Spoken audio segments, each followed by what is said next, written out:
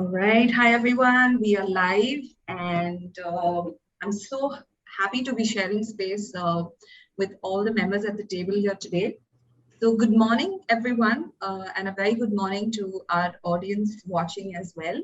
A warm welcome to you and to our esteemed panelists of this roundtable discussion on women in leadership, several members of who are, several members of which are a part of the Her Key Club, and some who are invaluable partners of Jobs for Her.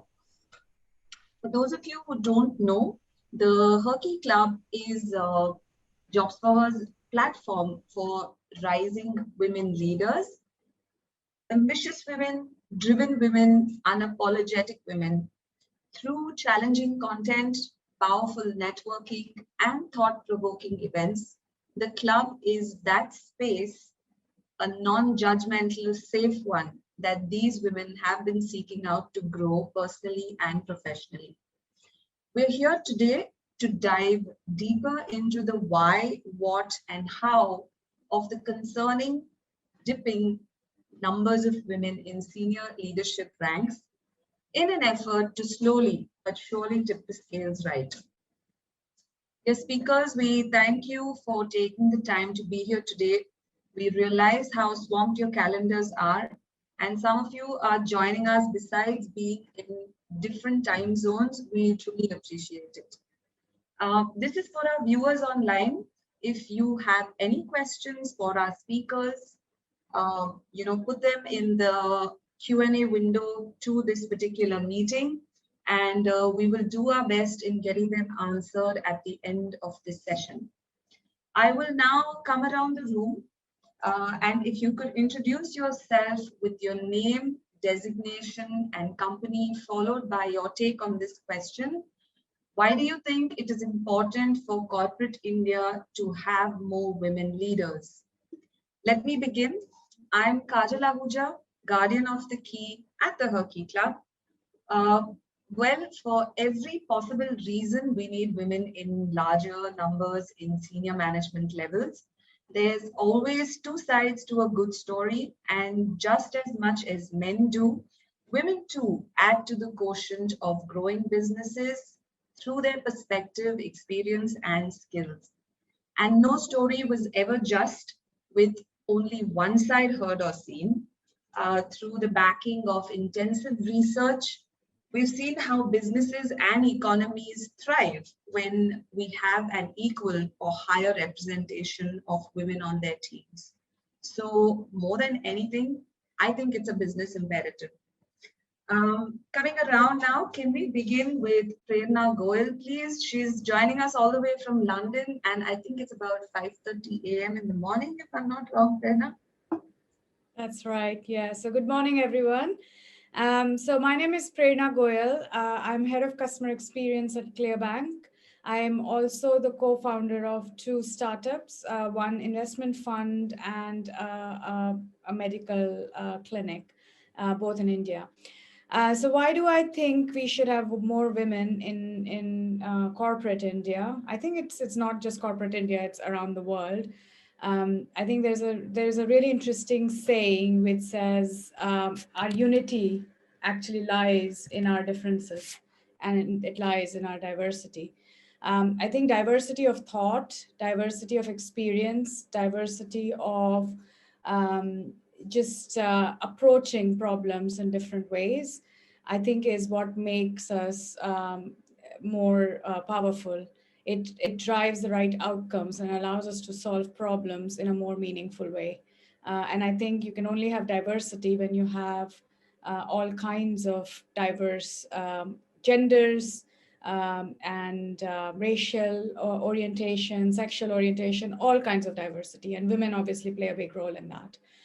So I actually think about it, it's more beyond just women in leadership. I think it needs to be a really diverse leadership in all kinds of countries and places.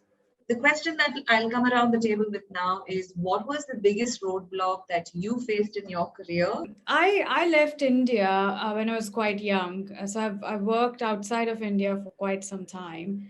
And I have been in the world of banking and technology for most of my career, and started out my career in investment banking, which is a very male dominated world. And I started that in Canada, which was a very white male dominated world. And I didn't realize it back then, because I thought I was just not good enough. But I think I did feel that I wasn't given the same type of opportunities as some of my white male colleagues were. But I actually absolutely equated that to my own insecurities and my own potentially imposter syndrome. So it was more, I thought it was more in my head rather than what was actually happening around me. It's only as I grew more senior and I started to look at other opportunities and other jobs, I realized that there actually was a very tangible difference, being the only brown woman in most meeting rooms and most conversations, that there was a subtle difference in how I was treated. I haven't felt that ever since I moved out of investment banking world. So I want to clarify that, because I think investment banking world is quite a traditional world. It still is quite a traditional world, at least in countries like Canada, which is where I worked. I think the other thing which I have, there has been a theme that I have consistently experienced my whole life, really, is I speak my mind. I'm a very direct person. I speak my mind and I know what I want. And that has always been equated to I'm too ambitious and too bossy. Whereas when a male counterpart behaves in a similar manner, they are viewed as they're very assertive and they know what they want. And I think that has caused me to start questioning my own style. And it has taken me a long time to just get comfortable with the fact that I'm not bossy, I'm not too ambitious, I'm behaving just the way I'm supposed to behave. And actually, I shouldn't listen to what everybody is telling me, and I should just be comfortable in my own skin.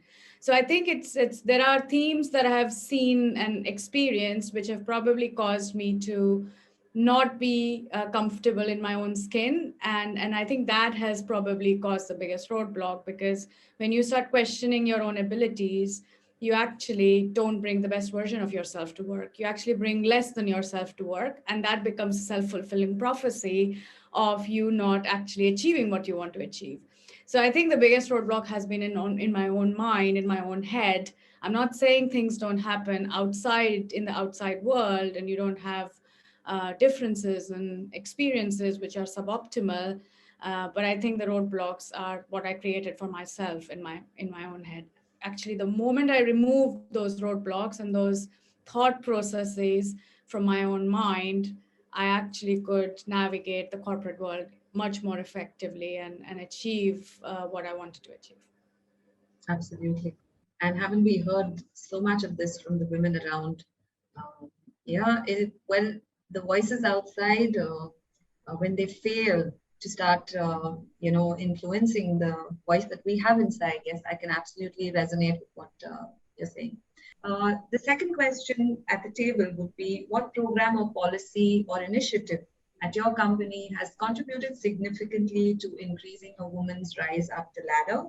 And the third question is, what change do you feel is necessary for women and companies to make in order to increase women at leadership levels, especially in a post-COVID world, right? We are living in a world that has, I don't know, been turned upon its head. So there's no way we can leave that out of the conversation. I'd really appreciate it if you would include that in your answer as well. So I think for me, it starts with organizations first acknowledging that there is a problem. I think a lot of organizations don't even realize that they have a inclusion and diversity issue. And when I talk about diversity and inclusion, it's beyond women, right? I think, as I said in my first response, women obviously are a big part of it. But I think we have to start thinking beyond just gender differences and men and women differences. So I think first step is acknowledging that there is a problem and that problem needs to be needs to be solved, especially in smaller organizations. That's hard to do because there is so much work to be done, not enough time, not enough people, so you don't have the luxury of formalizing programs or structures being in place, and you believe that organically you will create a diverse and inclusive environment. But it doesn't work like that. You have to start with the right intent to create a diverse and inclusive environment. So I think step one is, and it needs to come from the top. So the top leadership has to recognize that they want this to be an important topic of conversation. And I think after that is prioritizing the time, energy, focus, and resources to making a difference happen. So whether that is implementing changes in your recruitment policy, whether that is your performance management programs, but whatever that is, unless you prioritize the changes that are required, again, they will not embed. So you will just create policies and you will create statements, but they're not going to embed and become part of the very fabric of the organization. And then I think finally, because I love data, if you don't measure it, it doesn't exist, right? Yeah. So you have to measure. So I think for me, just it starts with acknowledging that this is important to you. You want to work on it, prioritizing a piece of work, whether that's a specific project that needs to be undertaken one time, or whether that's prioritizing capacity for all leaders, everybody to be focused on this activity, and then making sure you're constantly measuring how you're performing against it. And we have done a lot of that because when we started as a startup, our focus was building our product. Our focus was getting our product to the market and getting customers on board. And we were very lucky that inherently we were a reasonably diverse organization. But diversity and inclusion don't always go hand in hand. You can have a very diverse organization, but not always an inclusive organization. So we have our CEO has done a great job of publicly acknowledging that inclusion and belonging is important for us.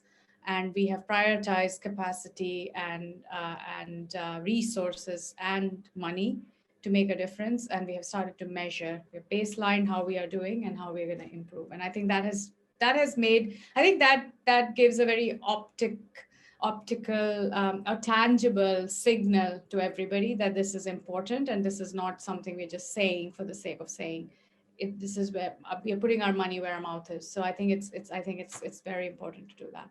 And I think post-COVID, pre-COVID, I completely agree with you, Kajal. I think it's been an equalizer in many ways. Gender is absolutely one element of it, but somebody brought up economic equality, somebody brought up some other equality. I think it has equalized things in a lot of different ways.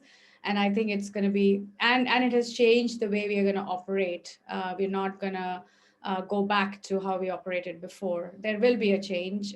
We won't go back to fully going back into the office environment. We won't remain fully remote. So we'll end up in some kind of a hybrid model. So I think the change has been long enough that we're going to see a permanent shift in that operating model, which I think that equalization hopefully will stick. Absolutely. Thank you, Prerna. Those were some pretty diverse thoughts.